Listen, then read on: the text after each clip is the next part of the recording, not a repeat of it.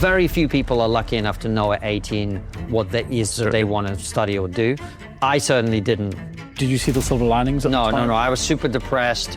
I mean, I was sleeping in a park for weeks at a time because I couldn't afford rent. You see this dichotomy between boys and girls at school. Both of them pretend that they're not doing any work. Yeah.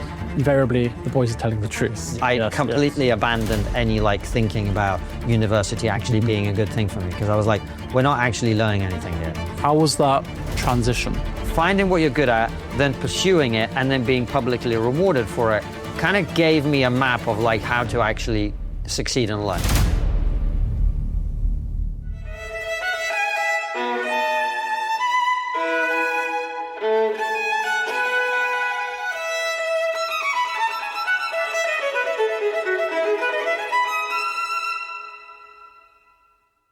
I'm speaking today with Konstantin Kisin.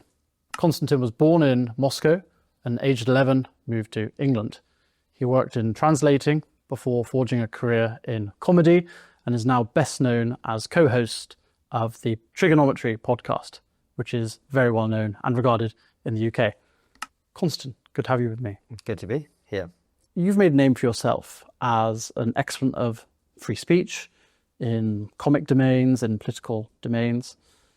And it's interesting to work out whether that's a product of your upbringing or the opposite of your upbringing. And by your upbringing, I mean going back generations.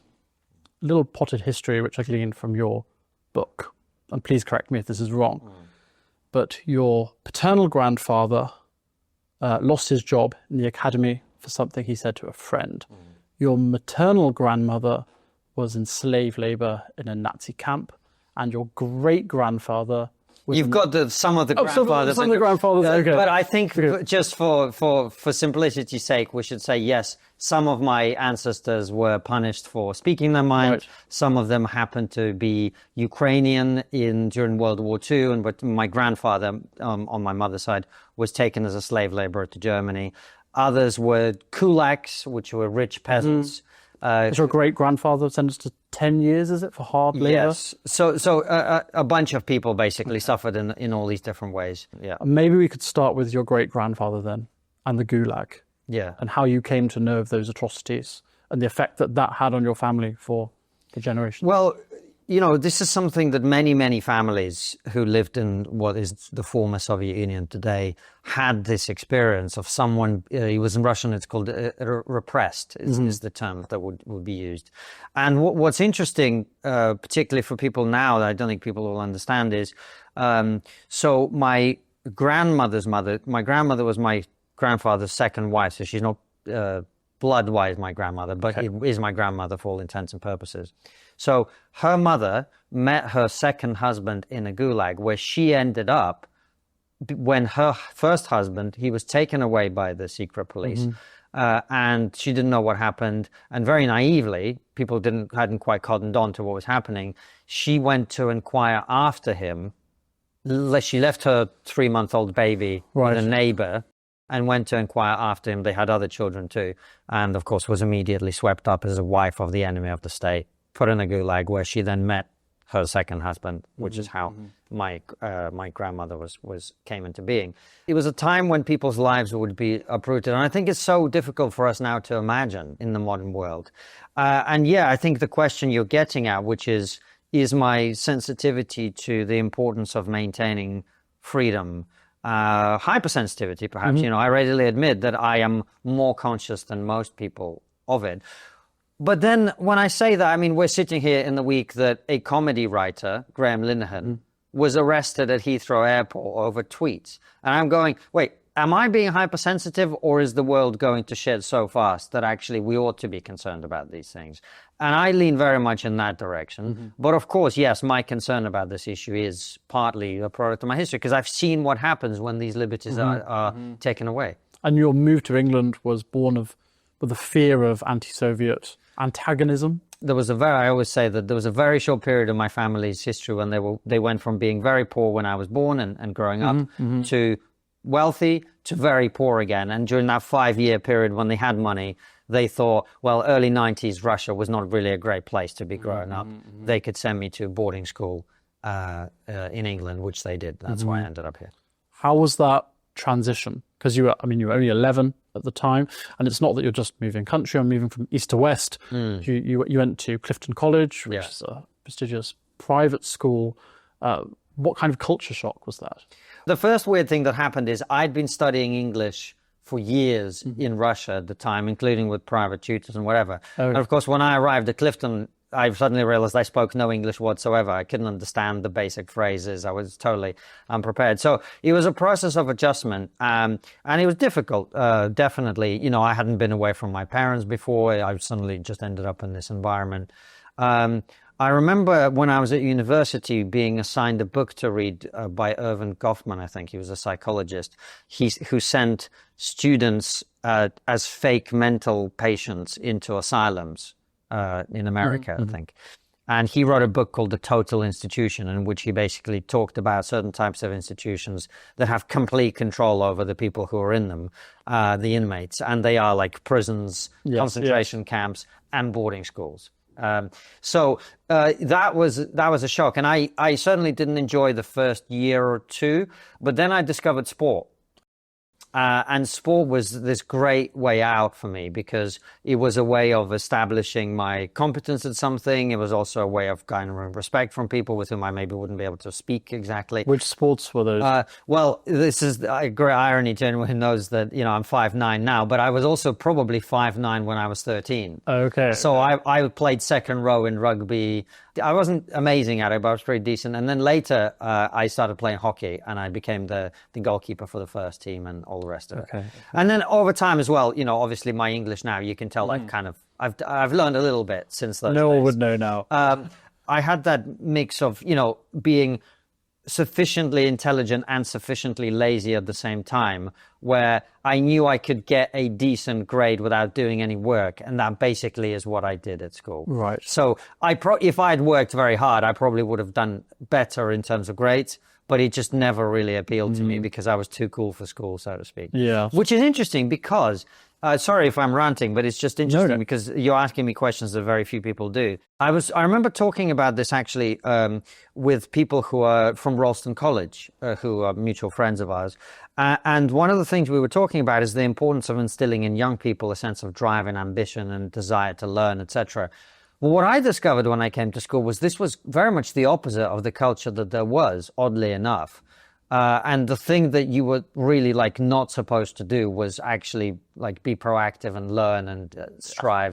You'd be called a keener. This was a thing. And to the point where I still remember this. It's so interesting. There was a guy called Tom Brown who actually ended up having a semi-professional rugby career, who in the final game of the year playing rugby, the score was tied. It was like 22-22 or something. And he ran out after the other team scored a try and blocked a conversion, preventing the other team from winning. And after that, he was called a keener. Really? Yeah. Even in that domain? And you just go, this is totally insane. But anyway, I definitely integrated into that kind of, what would you call it? Like a lazy... I can relate to that. Underneath the surface, people's legs might be going quite fast. Yeah. Especially you see this dichotomy between boys and girls at school. Both of them pretend that they're not doing any work. Yeah. Invariably, the boys are telling the truth. Yeah. And when they do go home and even they're not doing any work, they're just playing Call of Duty or something. Yeah. But the girls are working very hard. Right. And then they have to feign complete surprise where they score straight A stars on a test and whatnot. But anyway, so I discovered that hockey was a passion. I started playing basketball as well. You know, I for some reason picked sports that require you to be tall. And then I started studying economics, and I had as always happens, I had a great teacher who really inspired me, Mr. O'Sullivan. Because of that, I really took to economics, and I studied it. And, you know, it was one of my best subjects.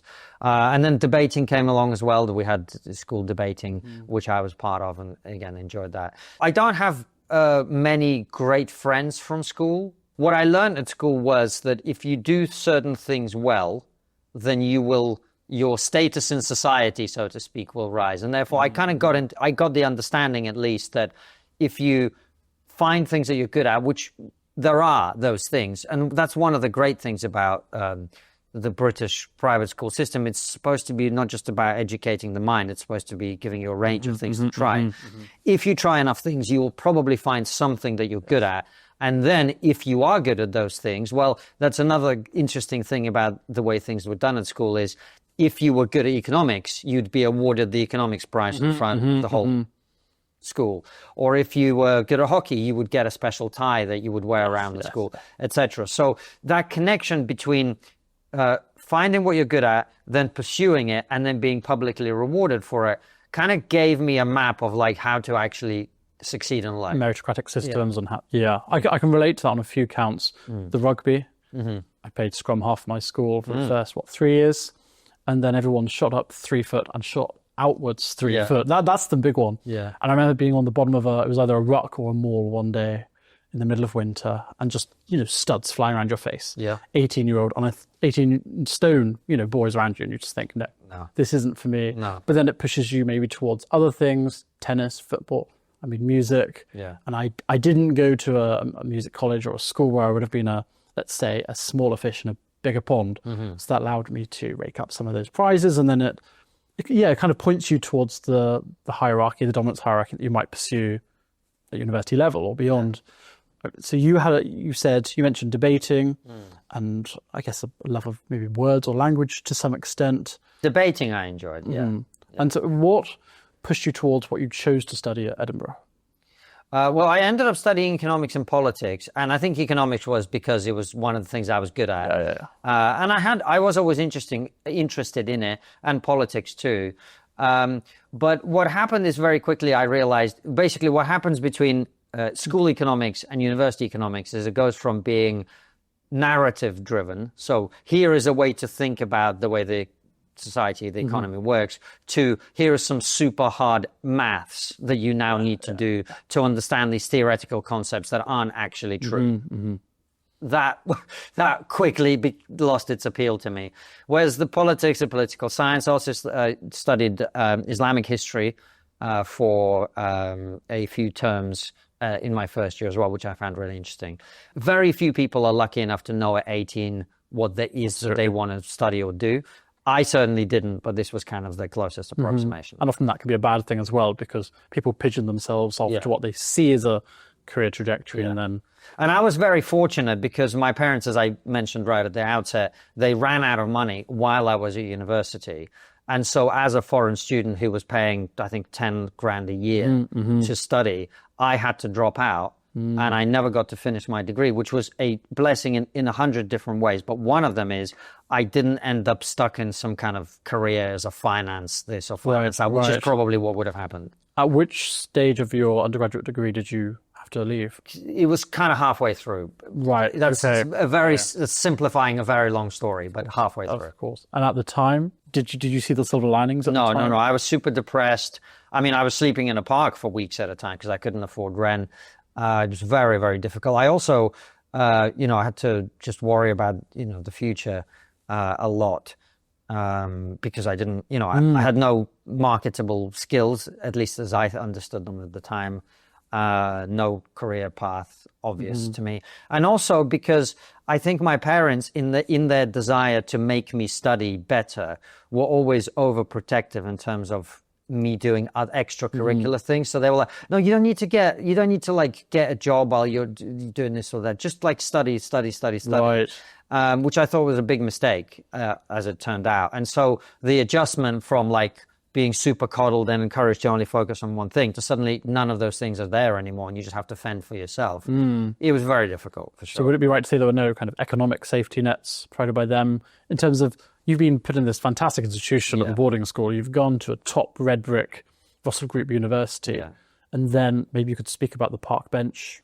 Well, my parents did everything they could. But, my parents basically went from having, having a good income and having wealth to not having anything at all. So I only managed to study as long as I did because they literally sacrificed all their life savings in order for that to happen. So they did everything they could, but they were living in poverty by this point. And so, and what happened was basically as I was transitioning away from studying, I had a series of these part-time jobs while I was also trying to continue my studies. Because, it's not like someone comes to you and says, your studies are over. It's more like, well, look, maybe we'll find a grant, maybe we'll do this. So in the meantime, you're still trying to. And there was an irony in it, actually, because in my second year of university, I basically didn't have time to do any studying at all, really. I had, like I say, 2 or 3 part-time jobs on the go at once because I could never commit myself to a full-time job because I was studying. Then at the end of the year, the exam time came around, and me and a friend, we basically spent 2 weeks. We just took 2 weeks to cram everything. And I remember going to the economics exam thinking, this is a complete waste of time. Looking at the questions, thinking, like, I don't know, I have no idea what this is about, just write something. And then I ended up getting one of the highest grades in the class. And that's ironically when I realized this is a massive waste of time. And I completely abandoned any thinking about university actually being a good thing for me, because I was like, we're not actually learning anything here, Gosh, and in economics as well. Yeah. Because that story is a bit more believable in the humanities. Why was the door blue? Well, economics is humanities. Well, it is. To a certain extent, I guess, but there's a mathematical element which can't be fudged as easily. The mathematical element is sitting on top of a humanities model of reality. Okay. So economics is supposed to be the study of human behavior in relation to money, effectively. You have to be able to model human behavior correctly, which turns out to be a very, very difficult thing. So economics as a science is something I'm extraordinarily skeptical about. At this point, might be just my university related trauma, but anyway, so then from there I kind of looked at what are the skills that I have, and I realized that the only ones I really have is I speak Russian, I speak English pretty well, both of them, and I do understand economics and politics to a greater degree than some people, at least. So I just basically started translating as a freelancer, and over time developed that into a practice did that for 10 years. And then comedy. So I was probably 32, 33 when I'd got really, really bored of my translation thing. And you're still up in Edinburgh at the time? Yes, but also about to move down to London. Towards the end of my translation career, I developed a few kind of original, at least to me, ideas about how to do translation, how to negotiate contracts, etc., that were helpful to other people. So I started doing trainings for other translators who are freelancers who maybe never really got an understanding of how to run a small business or anything. Some of it I'd kind of worked out for myself, basically. Maybe you could share some of those ideas? How to negotiate, how to get the right price for your thing, how to be more productive, how to not waste time when you're translating, etc. And I started doing these trainings, and I very quickly realized that if you want people not to fall asleep, you need to inject humor into it. So then I did that as much as I could. And then loads of people would be like, well, you should be a comedian. You're so funny. You should be a comedian. It's so funny. And I was like, well, I'm starting to hate translation. Not because there's anything wrong with it. I've just been doing it for too long. And it's probably not exactly what I want to be doing with my life anyway. It's just something that I fell into to make a living. So why don't I try comedy? And I did. What was the first gig? So I did a course which basically teaches you the basics of joke writing and whatever. And at the end of the course, you get to do, I think, a minute or maybe 2, I don't remember now, to the friends and family and the other people who you did the course with. So actually what that does is it gives you a completely false expectation of what comedy is like. Because my second gig was in a room below a club where there was a stripper pole in the middle of the stage, and it was one of those terrible open mics. Basically, the later you get to in comedy, the easier it becomes. Right, okay, yeah. And by the time you're playing to your own audience, you almost can't fail, really. Whereas your early career is spent playing to rooms of, comedy is a taste thing, like music, right? If you go to the best rap concert that there is in the world and you hate rap, you're not going to enjoy it. So your early comedy career is basically spent playing to rooms of people that are a mixture of people who may or may not like your comedy.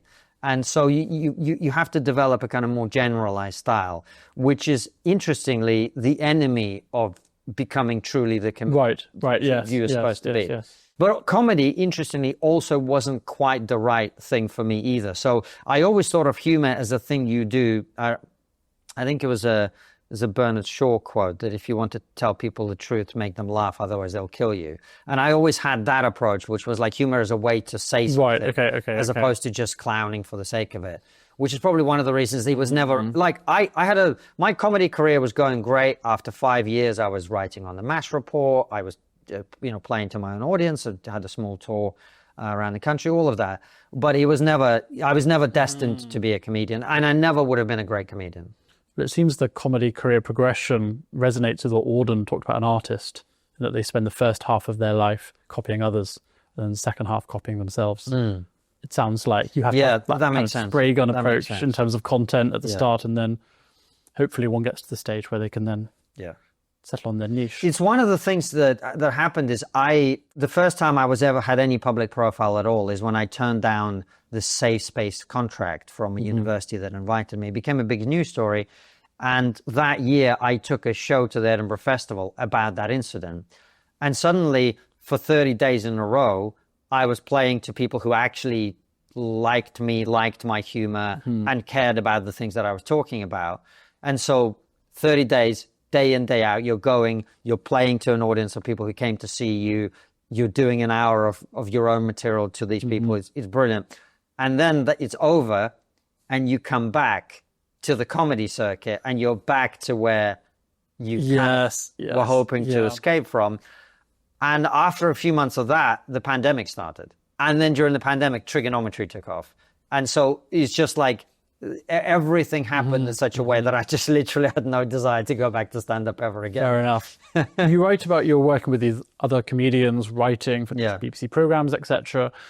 And it became apparent to you that some of them let their politics get in the way of the jokes. For some comedians, such as yourself, you'd rather put the jokes first and leave the politics out of the room wherever possible. Did that, make a bridge, build a bridge between you and some other kind of connections? You mentioned Nish Kumar. You said that he was a very good joke writer, but then sadly...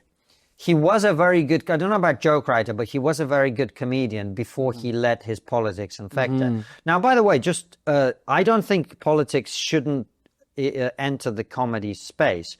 I just think what happened, and I remember the experience. So I was writing with Jeff Norcott, who was on the MASH report. He's a kind of right of center comedian, but very, I think one of his shows was right-leaning but well-meaning. He's kind of like a one nation Tory, I think. Okay. I don't know if that's a fair description, but you'd have to ask Jeff, but I think so. He's definitely not like some kind of hardline person at all. But I was writing for him on the MASH report. He was the standout for me, funny person on that show. And then I'd watch the rest of the program. And with one or two exceptions, there were one or two great bits there. There were one or two people who were generally consistently good.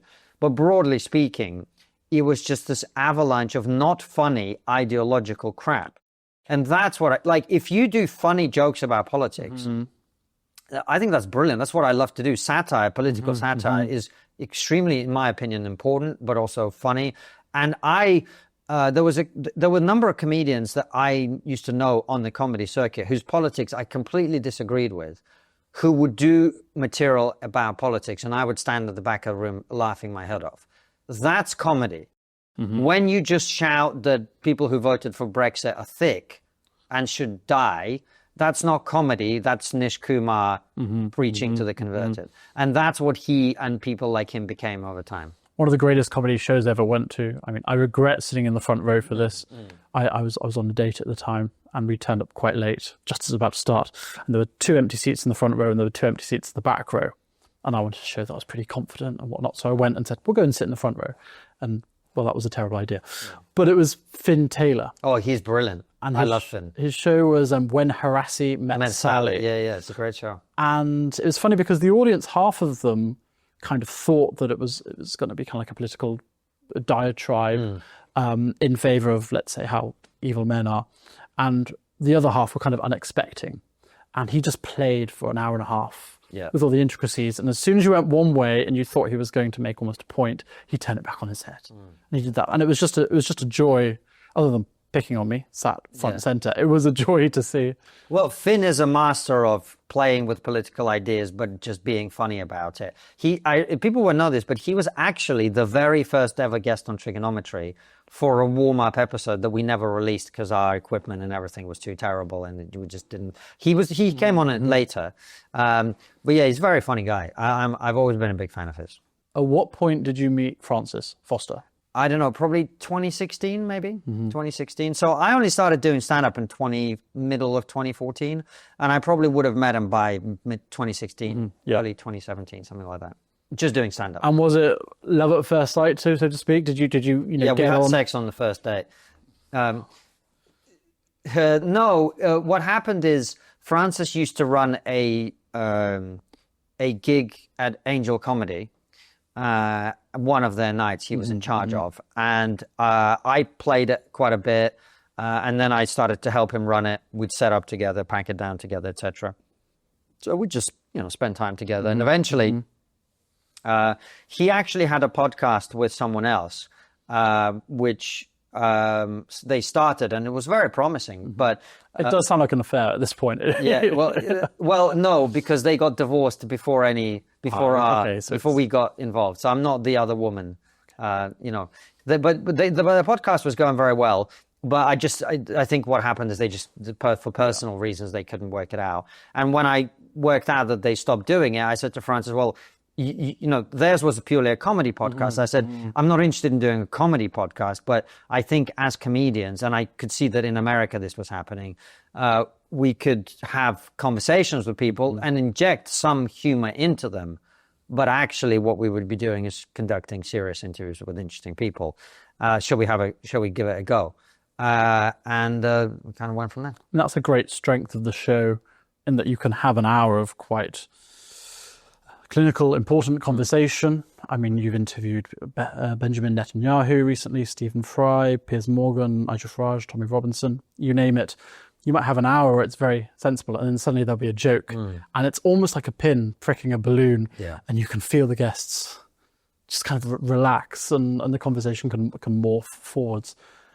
Are there any moments that stick out in your mind? Any great guests or any kind of great conversations? I'm someone who spends very little time looking back. So when you ask me, I don't even remember most of the guests that we've had on. It's not because I don't remember them. I'm just so focused on the future. But every few months we go to a different level in terms of the caliber of the guest, the way the show looks, the way it's all of these things. We're always trying to make it better. So just in the last couple of weeks, we've had Tom Holland, Dominic Sambrook, Benjamin Netanyahu, as you mentioned. Tommy Robinson, obviously a very controversial figure, and he's someone we had chosen not to interview for a very long time. But I thought the interview we did with him was kind of the defining interview with him. If you want to see him given the space to express his opinions, but also robustly challenged on the things that I think most people would agree are worthy of discussion with him from a more challenging perspective. When we interviewed Jordan Peterson for the first time, our mutual friend with whom we were both on tour last year, that was very special. To me, he's one of the great men of the modern world, and I have tremendous respect for him, but I didn't know that at the time. To me, at the time, Jordan was just this huge cultural figure. Right, okay. And after years of working very hard, quite a lot of it in complete obscurity, because we didn't have instant growth in the ways that some people do. I often say to Tammy, his wife, could you have envisaged 15 years ago, your husband, relatively provincial lecturer, that he would be lecturing about Jung and tidying your bedroom and Nietzsche and these seemingly disconnected things on the world stage, and that tens of millions of people are going to pay to hear him talk about the yin-yang symbol and what it means? Well, I actually remember asking Jordan about how he became who he became, and he told this story about basically he was reading about this Bill C-16, and then he'd bang on a Tammy about it and annoy her. And then I think he was offered to go on the radio, on TV to talk about it. This is me retelling the story from memory. And he said, I went downstairs and I said to Tammy, I've been offered this media opportunity. Shall I do it? And she said, yeah, I mean, what's the worst that can happen? And I said, and that, my friend, is a failure of imagination. Yeah. So that Jordan was a big moment. But then, you know, Stephen Fry was, you know, he's an absolute hero of mine. I love Stephen. And, you know, I think politically he's probably in a different place to many of my friends and me in some ways, but also is on the right. And but also I just think Stephen is truly a British institution. Absolutely. And to have him on the show, to have that conversation. I think it was in this room. Actually. It was in this room. And I remember he came in and I said, hey, I'm Konstantin. And he said, I know who you are. You know, I've watched your Oxford speech, etc. You know, it was very, you know, those moments, they're very rewarding. And it was a real pleasure. And I have a tremendous amount of respect for him. We had a great conversation. Do you get, for lack of a better word, nervous around certain guests? Maybe in terms of having an appreciation for how important they are on the world stage. Maybe it's the Prime Minister. Or maybe if they're a disagreeable figure, do you find yourselves kind of trepidatious before any interviews? I would say not anymore. I think there was definitely a time when I would have felt that way. Now, truthfully, I mean, when someone comes on our show, I'm sort of feeling like we haven't had anyone on the show for a while where I felt they were really doing us a big favor. You know, whether that's, I mean, any name you look at that we've had on recently, up to and including Benjamin Netanyahu, I'm kind of going, this is an equal exchange here. Do you know what I mean? Like, yes, you are bringing your status and the people who want to hear you. There's also quite a lot of people that we're bringing to the table. So it's a fair exchange. And so because of that, you know, it made it easier for us, for example, with Netanyahu, just to kind of give him a completely fair hearing, but also to push back a fair bit and to ask him probing questions. Because I'm like, this is what this is supposed to be. This is what journalism actually looks like. Do you ever look back on the interviews? I know you don't look back that much. Yeah. Do you ever watch them back and maybe like critique internally your own? Do you ever look back and think, oh, I did well there, or gosh, that was embarrassing. I wouldn't say should have critique. pushed here or there. I learn. What I do is I look back at interviews usually fairly soon after we've done them, and kind of go, okay, could do this differently. Maybe Francis could have done that. Maybe I should have done this. And we talk about it occasionally. But over time, you hopefully learn as many of those lessons as there are to be learned. And you kind of find out what it is that you're actually supposed to be doing. It's very hard in the heat of battle, so to speak. And also, conversationally, if it's a normal conversation between you and I, say we're going out for lunch, it's quite natural that there'll be a 30-second pause, that we'll check our phone, that we'll just chill for a minute and not speak to one another. If we were to do that right now, it would be very strange indeed. Yeah. So I guess as interviewer, you feel, maybe you don't, but I feel I often have this analytical voice in the back of my mind that, okay, my guest is finishing what they're about to say here. I better have my follow-up question ready immediately, else it's going to be awkward. There's going to be that drop-off. Yeah. Do you feel those things? Not really. Well, I think it's easier for us because there's two of us. And usually we both have more questions that we get to ask. So if I go silent, Francis is definitely going to ask something, and vice versa. Fair enough. But also, it's also a bit of an experience thing. Like, I imagine when you're starting out playing music, you might also think, well, what am I playing next or whatever? Or there might be other things that are comparable. Once you've got your feet under the table, it's a lot easier. In fact, I remember, frankly, one show that we did in Oklahoma, was it? Where, oh gosh. Where basically the entire technical setup failed, and instead of doing the music you were supposed to, you just went on stage and played something else. Now, earlier in your career, there's no way you would have been able to do that, right? So my point being is, once you've got a bit of experience in whatever it is you're doing, you can flex and you can go with the flow way more. So now, if we're having a conversation, and even if I don't have a question, something will happen that means that we'll be able to get through it. And also, invariably, at this point especially, our guests are so interesting, it's very difficult. Your head's buzzing with questions. Of course. Yes. I mean, I remember the BBC, I think, interviewed Elon Musk once, and the guy, I think Elon was happy to keep going, and the guy ran out of questions. And I'm going, if I did that, I'd literally jump off a balcony, because your job, as in, how do you run out of questions interviewing Elon Musk? You mentioned your Oxford University speech. Yes. As part of a debate you Yeah. gave there. And I remember it was a tweet either you did or someone else did in the days that followed, which showed your Twitter traction, your number of followers, etc., over about a 10-year period leading up to that. Yeah. And there was slow, steady growth, and then that happened, and then the growth in followers, etc., was exponential. And it wasn't a product of a drastic change in quality or content or anything like that, but it was just that one video which was on the zeitgeist, just hit the public and went.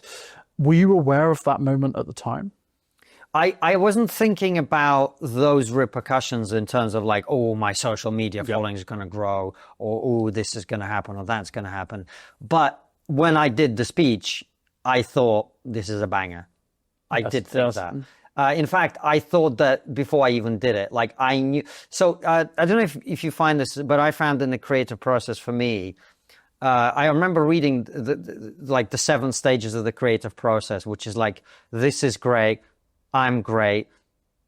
What if this is not great? This is shit. This is awful. I'm shit. Oh, this is okay. Oh no, this is good. Oh, this is great. So it was kind of like that in that I wrote it kind of in my head. Because it's interesting, people ask me sometimes how long it took me to write it, and I always say 3 weeks and an hour. And what I mean by that is I was meditating on what I wanted to say for 3 weeks, and then when it came to writing it, I wrote it down word for word off my head with no editing. I just went and downloaded it. At which point I was like, this is pretty good. This is good. This is good. And then I arrived, and I was like, oh, okay, I'm nervous. And then I went up and I did it the way I intended to do it. And I was like, this is a banger. This is going to do well. And then, yeah, it was pretty transformational, not just in terms of the online metrics, but I don't remember how many followers or subscribers I would have had at the time, but kind of my experience day to day is if I was walking around London, I don't know, maybe if I was with Francis in particular, we're kind of recognizable together. Once every few days, we might get recognized. Then after I did that speech, or rather after the speech came out on the internet, I was flying somewhere, I think to the US probably. And it was literally the day after. And I got to my hotel the evening before to stay at the hotel before flying. And the receptionist recognized me. Then I was sitting downstairs in the bar with my son while my wife was having a shower. Someone came up to me then. Oh, that's a bit weird. Okay, cool. And then the next day, I went downstairs, got in the taxi. The taxi driver went, I recognize you. And then in the airport, by the time I got to sit down on the plane, about 7 other people had recognized me. And I was like, okay, this is really like, this is a shift. And do you find that it's still going upwards now? I think, I think in that moment, there was like a lot of people suddenly recognize you, and probably who then don't necessarily keep up with you. But yeah, I mean, definitely our audience is growing. So we both get, Francis and I do get recognized. People very, very kindly come up and say that they're enjoying the show or they're grateful or whatever. What about the genesis of the book? Yeah, what about it? When did that come about? When did you think, I'm going to pen these things? Were you approached by a publisher or something? Yeah. To be honest with you, I really didn't have the time to write a book. I was juggling so many different things at the time. It was when Triggernometry was smaller, which meant that rather than hiring people who are professionals to do the job, me, Francis, and our producer, Anton, would, take on as many of those roles as ourselves. So I really didn't have time. But Matthew Hamilton, my literary agent, talked me into it, and it kind of went from there. Yeah. What do you see as being the future of Triggernometry, or your comic career, or your quasi-political career? Well, my comedy career is non-existent, so it's definitely not doing any of that. I write satirical pieces and do satirical monologues every now and again, but that's where it will stay. In terms of, people always ask me, it's so funny, like, what's your plan for Triggernometry? What's the big vision? And it always reminds me of that scene from one of the Dark Knight movies, where the Joker is blowing shit up or whatever, and someone says, what's your big plan? And he says, do I look like a guy with a plan? For us, really, the mission of Triggernometry is what it's all driven by. The mission of Triggernometry is to try and understand what's happening, to communicate it to people who want to see it, to seek the truth, to try and speak the truth, if possible, in the very small number of things in which we have some measure of access to the truth, and to negotiate that. That's really it. If you could speak to one person on the show, either living or from the past. Well, for me, Solzhenitsyn would be very, very interesting, obviously. Mm-hmm. Do you know, it's a funny answer, but I often think about this. Like, I think it was Mark Maron, who's a comedian. He did this bit, the most hilarious bit I've seen, about how if Hitler was alive today, he'd be on Theo Von's podcast, and it's just this hilarious sketch about it. But I do sometimes wonder, like in the climate that we're living in now, if Hitler was alive today, he probably would be doing podcasts. Yeah, I think it should scare everyone, yeah. But I also kind of would be interested in having a conversation with him and just like probing and finding out. It'd probably be quite a confrontational interview, I imagine. And you open with this quote from Solzhenitsyn, but before that, this is something that stuck with me, is the dedication to your wife. And I thought it's a very small, pithy statement, but of great meaning. I found it quite touching. And you said, to Alina, without whom nothing would be possible and everything would be pointless. Would you have her on the show? Yeah, but my wife is extremely uninterested in being a public figure of any kind. She's interested in doing her work and just being a mother at the moment. So, yeah. This has been a fantastic conversation. Really enjoyed it. Thank you so much. Thanks for having me. I appreciate it.